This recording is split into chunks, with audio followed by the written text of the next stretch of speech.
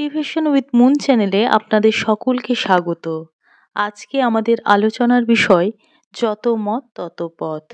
আজ যে বিশ্বজগতের রহস্য জানার জন্য আমরা উন্মুখ, অতীতকালে হয়তো তার সূত্রপাত কয়েকটি মাত্র গ্রামকে কেন্দ্র করে। তখন পায়ে হেঁটে যাতায়াত করতে হতো, তাই জানার জগৎ ছিল সংকীর্ণ। কিন্তু সভ্যতার অগ্রগতির সঙ্গে সঙ্গে আমরা এই সংকীর্ণতাকে অতিক্রম করে বাইরের দুনিয়ার সঙ্গে যতই পরিচিত হচ্ছি, ততই প্রতিক্ষণে লক্ষ্যের পরিবর্তন হচ্ছে। দার্শনিক দৃষ্টিভঙ্গিতে বলা চলে, আমরা আমাদের সীমাকে অতিক্রম করে অসীমের সন্ধানে ধাবিত হতে চাইছি। শ্রীরামকৃষ্ণ এই চাওয়ার অতি স্পষ্ট সহজ সংজ্ঞা দিয়েছেন, ঈশ্বর উপলব্ধি।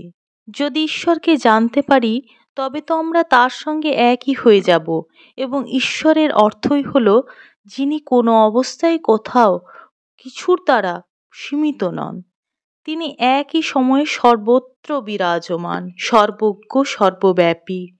সমস্ত বস্তুর মধ্যেই যা শ্রেষ্ঠ, যা বিভূতি সম্পন্ন, তিনিই হলেন তাই। তিনি মনেরও অগম্য, সুতরাং তাকে লাভ করলে আমাদের চিন্তারাজ্যে যে সীমাবদ্ধতা আছে তাও দূর হয়ে যাবে। এই বলেছি ঈশ্বর দর্শনই জীবনের উদ্দেশ্য। এইটুকু বলেই শ্রীরামকৃষ্ণ ক্ষান্ত হয়েছেন। সর্বসাধারণের উদ্দেশ্যে সম্বন্ধে আর বিশেষ কিছু বলেননি, বা উদ্দেশ্য লাভের জন্য কোনো একটি বিশেষ পথ সকলকেই অবলম্বন করতে হবে তাও বলেনি। যত ব্যক্তি তত তাদের ভিন্ন ভিন্ন মত, প্রত্যেকেই স্বীয় স্বভাব কর্মপ্রবণতা অনুসারে নিজ নিজ পথে অগ্রসর হয়ে সেই শেষ লক্ষ্যেই পৌঁছাতে পারবে, এই তার অভিমত। তবে তিনি বারংবার বলেছেন, পথের মধ্যে থামবে না, এগিয়ে যাও, একাগ্রভাবে চেষ্টা করে চলো।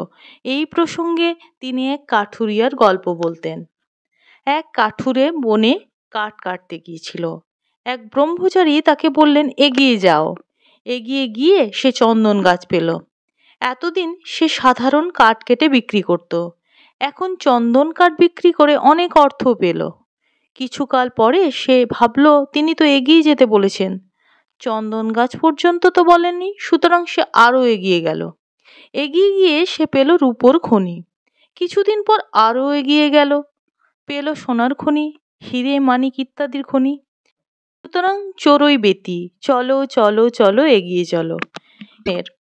এই লক্ষ্যে উপনীত হবার জন্য শ্রীরামকৃষ্ণের নির্দেশ, ভগবানকে জানার আগে পর্যন্ত তার স্বরূপ, গুণ, কর্ম নিয়ে যত আলোচনাই করি, আমার দ্বারা সেই অনন্ত অনাদি সর্বগুণাধার সর্ব ঐশ্বর্যময় ভগবানের ধারণা করা কখনোই সম্ভব নয়।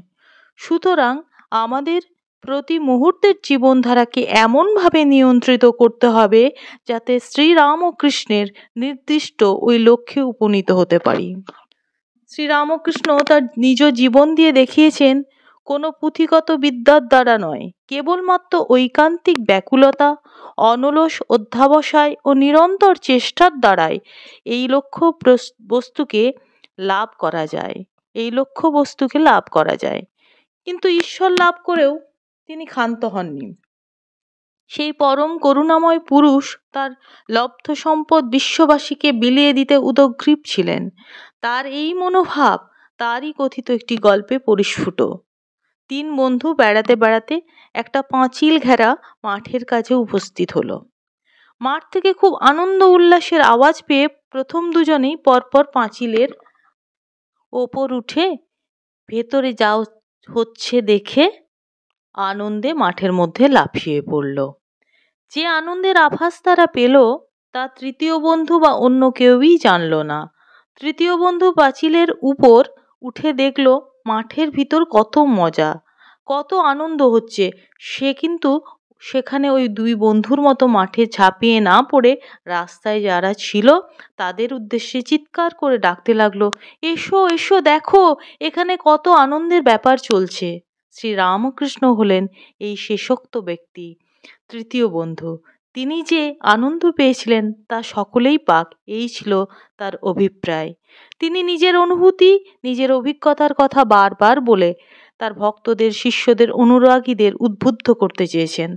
তবে এও সত্য, তিনি অধিকারী ভেদে যাকে যতটুকু বলার ততটুকুই বলেছেন।